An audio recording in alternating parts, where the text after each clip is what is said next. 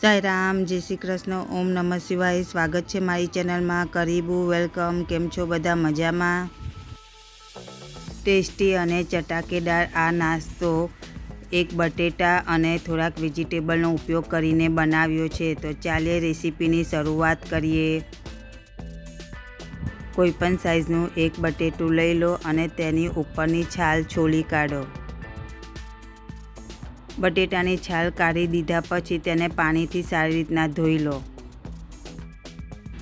કોઈપણ પ્રકારની એક ખમણી લઈ લો અને બટેટાને પતલી પતલી ખમણી લો।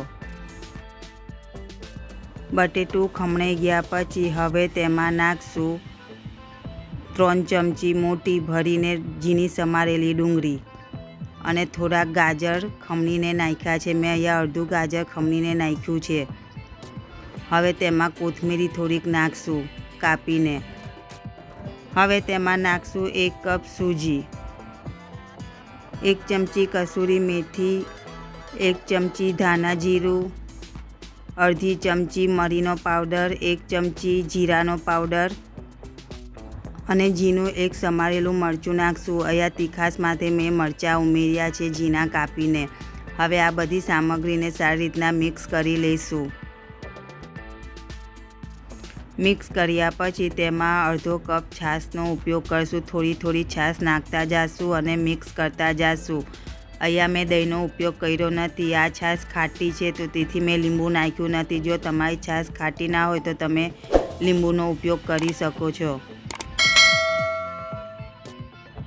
હવે આ બધું સારી રીતના મિક્સ થઈ ગયું છે તો હવે આપણે તેમાં નાખશું 2 ચમચી ભરીને બેસન ચણાનો લોટ। હવે આપણે જે ચણાનો લોટ નાખ્યો છે તેને સારી રીતના મિક્સ કરી લઈશું આ બધી સામગ્રી સાથે। તો આપણે ચમચીને સાઈડમાં રાખી લઈશું અને હાથ વડે મિશ્રણને સારી રીતના મિક્સ કરી લઈશું। તો આપણું આ ખીરું તૈયાર છે। બહુ જાડું પણ નહીં, બહુ પતલું પણ નહીં, તેવું ખીરું તૈયાર કરવાનું છે। હવે આ ખીરામાં સ્વાદ પ્રમાણે મીઠું નાખશું અને ખીરાને સારી રીતના મિક્સ કરી લઈશું। અહીંયા મેં બટેટાને ખમણ્યા છે તો તેમાંથી મેં પાણી કાઢ્યું નથી, તેથી આપણે પાણીનો જોઈતા પ્રમાણમાં ઉપયોગ કરવાનો છે। તેથી મેં અહીંયા અડધો કપ છાશનો ઉપયોગ કર્યો છે। તો આપણું આ ખીરું બનીને તૈયાર છે। તો હવે આપણે તેને ઢાંકી દઈશું અને 5 મિનિટ માટે રેસ્ટ આપશું। 5 મિનિટ પછી આપણે ખોલીને જોઈશું તો આપણું આ ખીરું પરફેક્ટ છે। ઘાટું ઘાટું ખીરું કર્યું છે, બહુ પતલું નથી કરવાનું આ ખીરું। તો ચાલે આગળની પ્રોસેસ શરૂ કરીએ।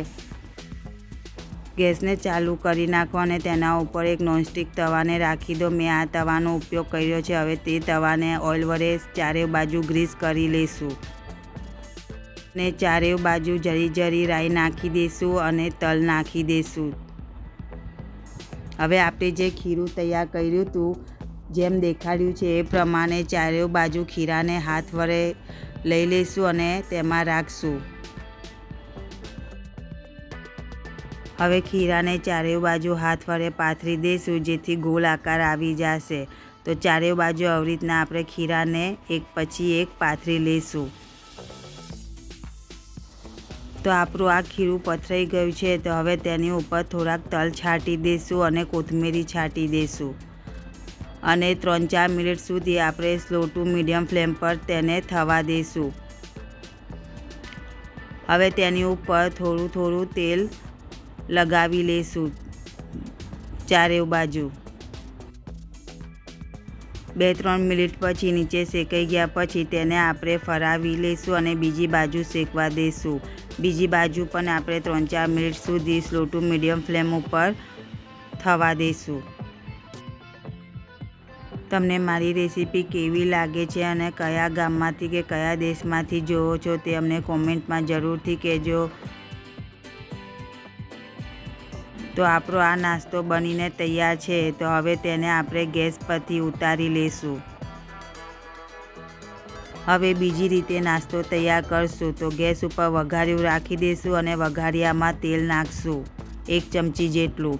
તેલ ગરમ થાય એટલે તેમાં થોડીક રાઈ નાખશું અને તલ નાખશું। તલ અને રાઈ ફૂટે પછી આપણે જે ખીરું તૈયાર કર્યું હતું તે વઘારિયામાં નાખશું અને સારી રીતના પાથરી લઈશું ખીરુંને। ખીરાને વઘાર્યામાં સારી રીતના પાથરી લીધા પછી તેની ઉપર થોડુંક તેલ છાંટશું અને સ્લો ફ્લેમ ઉપર 3 થી 4 મિનિટ સુધી ધીમા તાપે તેને થવા દઈશું। 3-4 મિનિટ પછી જોશો તો નીચે શેકાઈ ગયું છે, તો તેને આપણે ફરાવી લઈશું અને બીજી બાજુ શેકી લઈશું। જો બંને બાજુ સારી રીતના શેકાઈ ગયું છે તો હવે આપણે તેને એક પ્લેટમાં કાઢી લઈશું અને બીજું ખીરું જે બચ્યું છે તેનું પણ આવી રીતના બનાવીને તૈયાર કરી લઈશું। તમને મારી આજની રેસીપી કેવી લાગી તે અમને કોમેન્ટમાં જરૂરથી કહેજો અને લાઈક કરી દેજો અને તમારા સગા સંબંધીઓને શેર પણ કરજો અને મારી ચેનલને સબસ્ક્રાઈબ કરવાનું પણ નહીં ભૂલતા અને બેલ આઇકન પ્રેસ કરી લેજો, જેથી જ્યારે પણ હું વિડીયો અપલોડ કરું તો તમને તરત જ નોટિફિકેશન આવી જાય। તો આ નાસ્તો બનીને તૈયાર છે, તો હવે તેને આપણે એક પ્લેટમાં કાઢી લઈશું। ભૂખ લાગી હોય અને ઝટપટ કાંઈ બનાવવું હોય તો તમે આ નાસ્તો બનાવી શકો છો અને છોકરાઓના લંચ બોક્સમાં પણ તમે આ નાસ્તો બનાવીને તેમને આપી શકો છો। આ નાસ્તો જલ્દી અને ઝટપટ બની જાય છે, તો વાર પણ નથી લાગતી। તો હવે આપણે તેને એક પ્લેટ ઉપર કાઢી લઈશું અને એક નાની વાટકી રાખી લઈશું અને તેમાં ટમેટા સોસ રાખશું। હું તમને એક તોડીને પણ દેખાડું છું, તો જો આપણો આ નાસ્તો કેવો ફાઇન બન્યો છે। એક બટેટું કાચું યુઝ કર્યું હતું અને તેમાં થોડાક વેજીટેબલ નાખીને આ નાસ્તો બનાવ્યો છે, તો તમે પણ બનાવજો આ નાસ્તો અને સાંજના ચાય સાથે પણ ખાઈ શકો છો અને છોકરાઓના લંચ બોક્સમાં પણ તમે આ નાસ્તો બનાવીને ભરી શકો છો। ચાલો તો હું જાઉં છું, બાય બાય। ફરીથી મળશું નવી રેસીપી સાથે। ક્વાહેરી, એન્જોય।